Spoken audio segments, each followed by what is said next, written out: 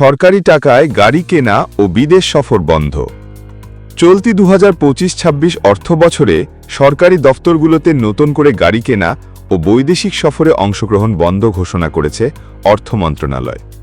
মঙ্গলবার ৮ জুলাই কৃচ্ছ সাধনের অংশ হিসেবে এই আদেশ জারি করে অর্থ বিভাগ। উন্নয়ন ও পরিচালন ব্যয় থেকে চলতি অর্থ বছরে গাড়ি কিনতে পারবে না সরকারি কোনো সংস্থা।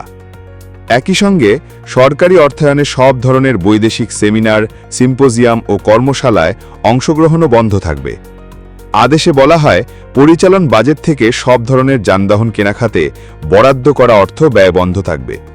তবে 10 বছরের বেশি পুরনো TO&E-ভুক্ত যানবাহন প্রতিস্থাপনের ক্ষেত্রে অর্থ বিভাগের অনুমোদন নিয়ে খরচ করা যাবে। শিক্ষা, স্বাস্থ্য ও কৃষি মন্ত্রণালয় সংশ্লিষ্ট স্থাপনা ছাড়া নতুন আবাসিক, অনাবাসিক ও অন্যান্য স্থাপনা বন্ধ থাকবে।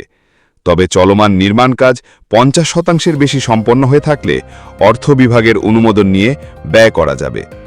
ভূমি অধিগ্রহণ খাতে বরাদ্দ করা অর্থ ব্যয় বন্ধ থাকবে। একইভাবে বন্ধ থাকবে থোকা বরাদ্দের খরচ।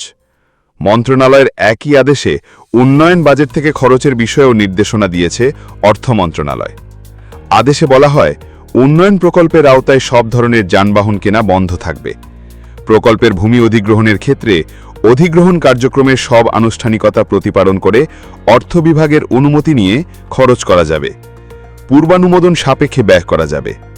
আবার পরিকল্পনা কমিশনের অনুকূলে বিশেষ প্রয়োজনে উন্নয়ন সহায়তা খাতে থোকা বরাদ্দ হিসেবে থাকা টাকা খরচে অর্থ বিভাগের অনুমতি নিতে হবে। আদেশে আরও বলা হয়েছে, উন্নয়ন প্রকল্পের আওতায় সরকারি অর্থায়নে সরকারি কর্মচারীদের সব ধরনের বৈদেশিক সেমিনার, সিম্পোজিয়াম ও কর্মশালায় অংশগ্রহণ বন্ধ থাকবে। তবে সরকারি অর্থায়নে এবং বিভিন্ন উন্নয়ন সহযোগী সংস্থা, বিশ্ববিদ্যালয়, দেশ কর্তৃক প্রদত্ত বৃত্তি ও ফেলোশিপের আওতায় বৈদেশিক অর্থায়নে মাস্টার্স ও PhD কোর্সে অধ্যয়নের জন্য বিদেশ ভ্রমণ করা যাবে।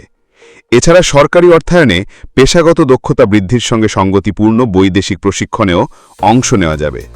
ওই আদেশে আরও বলা হয়, সব ধরনের বিদেশ ভ্রমণের ক্ষেত্রে প্রধান উপদেষ্টার কার্যালয়ের গত বছরের 9 ডিসেম্বরে জারি করা পরিপত্র অনুসরণ করতে হবে।